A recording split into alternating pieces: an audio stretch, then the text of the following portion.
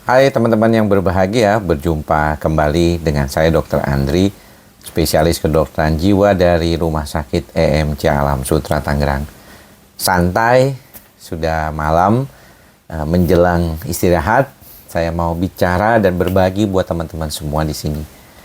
Pada dasarnya kita memahami bahwa masalah-masalah kecemasan yang sering dikeluhkan teman-teman di dalam praktek itu bukan masalah yang baru atau yang akut, ya.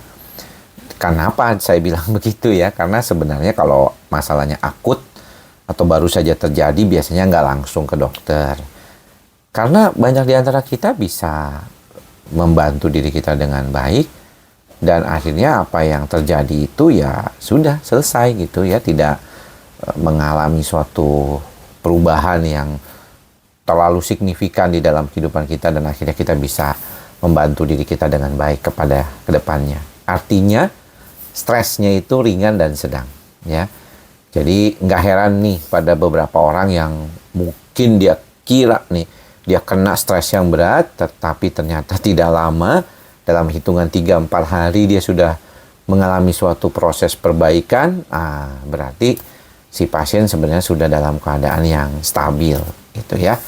Itu yang paling penting, yang pertama kita perlu perhatikan. Jadi nggak semua gangguan kecemasan itu datang ke dokter gitu ya untuk mendapatkan pengobatan atau ke psikolog sekalipun yang tanpa obat. Yang kedua, bagaimana sebenarnya dan kapan ketika saya mengalami keadaan ini, kemudian apa yang mesti saya lakukan pertama kali. Kalau kita bicara tentang keluhan psikosomatik, maka yang paling utama adalah teman-teman perlu sadar bahwa keluhan ini perlu kita atasi dulu. Jadi nggak usah takut ya.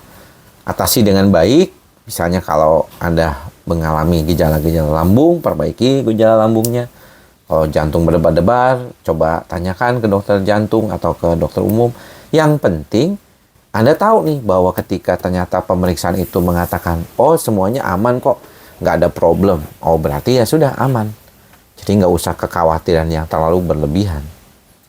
Namun yang perlu diperhatikan juga sama teman-teman adalah bagaimana teman-teman akhirnya bisa mengatasi situasi-situasi seperti ini. Dan kalau misalnya tidak perlu ke dokter, tidak perlu ke dokter. Nah sebagian dari kita mungkin bisa. Ya, kita mengelola pikiran menjadi jauh lebih baik. Kita berusaha mengenali stresnya dan kemudian kita berupaya untuk melakukan perbaikan gitu ya. Ini sesuatu yang signifikan bisa kita lakukan gitu ya.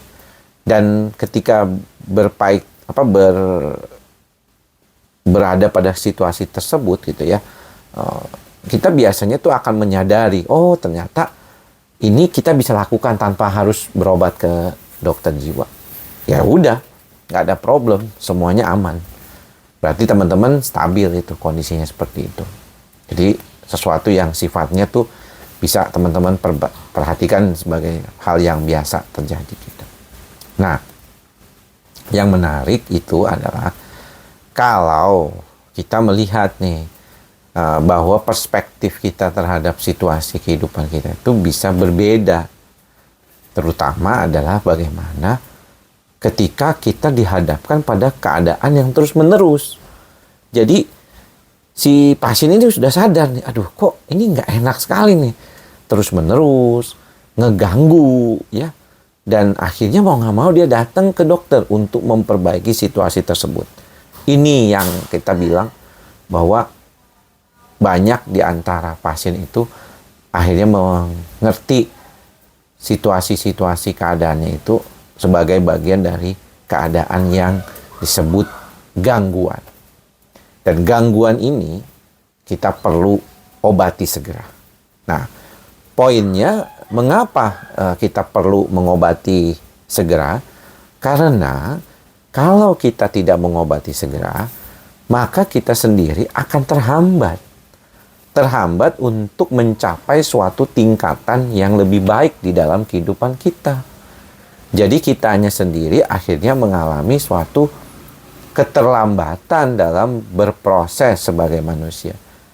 kematangan kita terhambat, kemampuan olah pikir kita terhambat, kemampuan cara kita mengelola kehidupan kita juga jadi terhambat. Bahkan sebagian berdampak juga ke orang lain.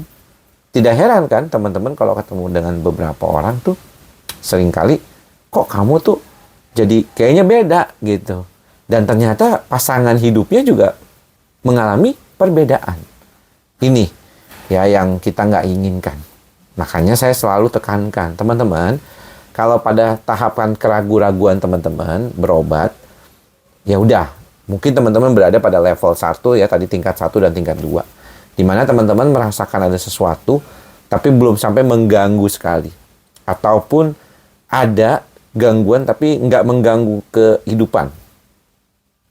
Tapi kalau teman-teman itu berasa harus ini problemnya tuh terjadi, maka harus jujur ya teman-teman ya, pada diri sendiri, bahwa saya memang memerlukan bantuan. Kadang-kadang situasi yang kita harapkan berubah itu belum tentu berubah teman-teman. Jadi ya mau nggak mau kita mesti coba diri kita untuk memahami seperti itu. Makanya kenapa video ini saya buat pelan-pelan ya pembicaraannya, supaya teman-teman tuh bisa masuk gitu pelan-pelan ke dalam otak teman-teman, apa sebenarnya yang harus saya perbaiki. Karena mindset atau cara pikir itu adalah yang paling utama ya untuk mengubah perilaku kita, mengubah cara berpikir kita.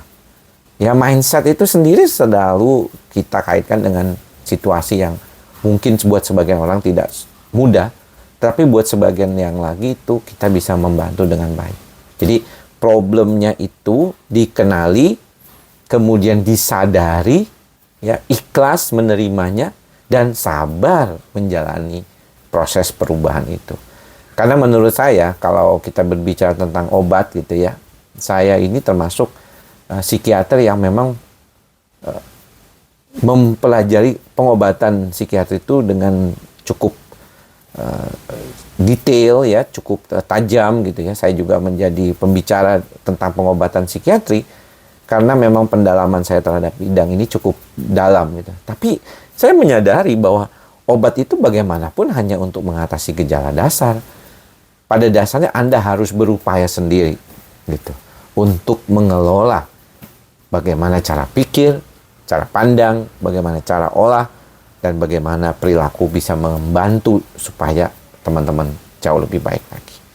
Itu yang utama. Supaya apa? Supaya nggak berulang gejalanya dan teman-teman bisa terima bahwa situasi seperti ini, proses pembelajaran seperti ini adalah bagian yang tidak terpisahkan dari terapi gangguan kejiwaan. Oke? Ya, mudah-mudahan membantu ya teman-teman. Semoga kita diingatkan kembali dengan apa yang tadi saya sebutkan, dan kita kembali mengingat apa sebenarnya yang penting dilakukan. Perhatikan gejala dan tanda tersebut, segeralah berobat kalau memang perlu, dan sadari serta sabar dalam menjalani pengobatan tersebut. Mudah-mudahan apa yang saya sampaikan ini bermanfaat. Sampai bertemu lagi di lain kesempatan. Salam ikhlas, sabar, dan sadar. Salam sehat jiwa. Bye-bye.